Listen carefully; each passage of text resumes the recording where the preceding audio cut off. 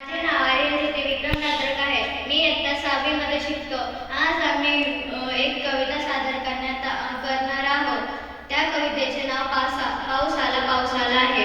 आला पाऊस आला एक दुपारी, विजा चमकल्या कडाड कडकड भनान वारा, जिकडे तिकडे गारा गारा. पाऊस आला दिवाळीतला खचला किल्ला, भुंकत सुटली सगळी कुत्री, आजोबांनी शिवली छत्री.